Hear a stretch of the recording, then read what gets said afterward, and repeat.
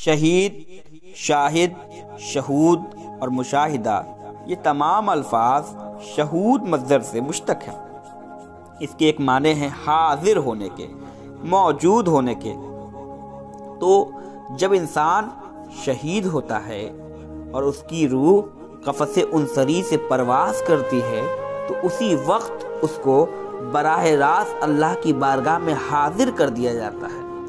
شہید پر جب جلوہ حق اشکار ہوتا ہے اور اللہ تعالیٰ کے حضور اس کی روح کو پیش کیا جاتا ہے تو اللہ اس پر ایسی تجلی نور کرتا ہے کہ جو اس کی روح کو چمک، تاثیر اور قوت عطا کر دیتی ہے، اور یہ روح باوجود کہ بدن سے بہت دور مقام میں ہوتی ہے مگر جسم کو قبر میں صحیح و سلامت اور تر و تازہ رکھتی ہے، جیسے کہ سورج پودے سے کروڑوں میل فاصلے پر ہونے کے باوجود بھی اپنی تپش اور اثر سے زمین میں پودا زندہ سلامت رکھتا ہے۔ آج جس بزرگ کے ذکر اور تذکرے کے لیے میں حاضر آیا ان کا نام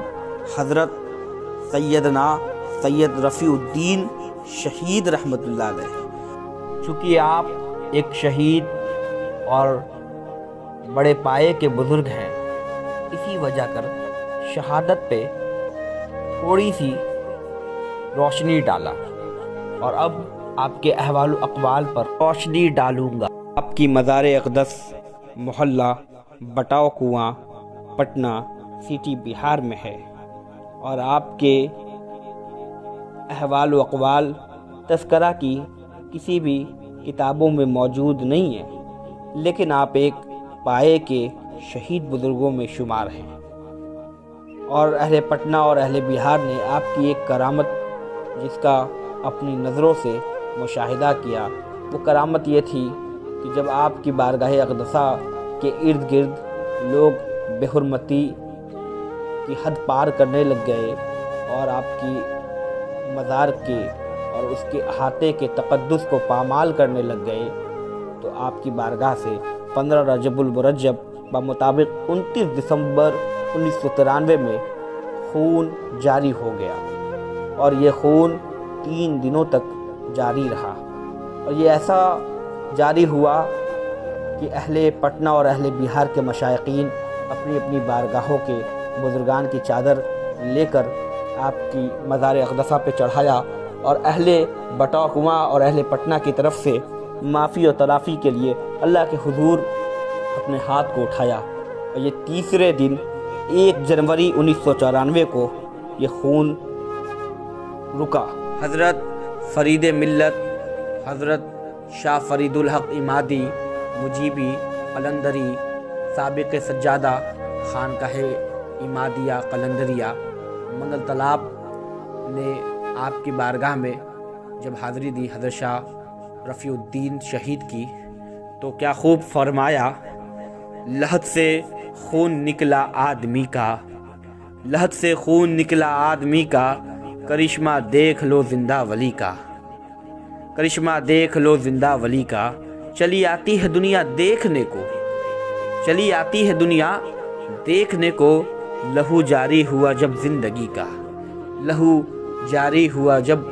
زندگی کا۔ اللہ رب العالمین نے کیا ہی خوب فرمایا ہے قرآن کریم میں اپنے ان اولیاء و صالحین کے لیے، وَاذْكُرُونِي أَذْكُرُكُمْ، تم میرا ذکر کرو میں تمہارا ذکر کروں گا۔ جب انسان اللہ کا ذکر کرتا ہے تو پھر اللہ اس کا ذکر کرتا ہے، یعنی جب تک وہ حیات ہے، با حیات ہے، وہ اللہ کا ذکر کرتا ہے، اور جیسے ہی وہ دنیا سے رخصت ہوتا ہے پھر اللہ تمام عالم میں اس کا ذکر کرواتا ہے۔ یعنی بہت لوگ ایسے ہیں جو زندہ چلتے اور پھرتے ملیں گے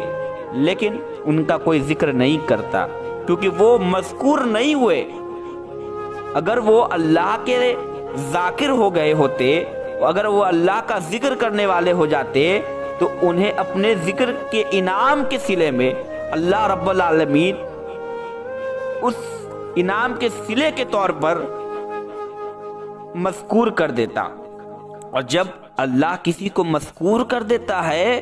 تو اس کائنات خلق کا کوئی فرد اس کے ذکر کو مٹا نہیں سکتا۔ جو لوگ اللہ کے ذاکر ہو جاتے ہیں، اور یہ اولیاء کرام، یہ اولیاء کاملین، یہ وہی لوگ ہیں، یہ اللہ کے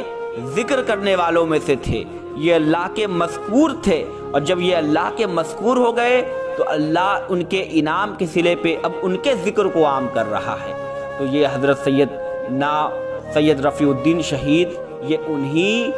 مذکوروں میں سے ہیں، اور آپ کا عرس ہر سال 15 رجب المرجب سے 18 رجب المرجب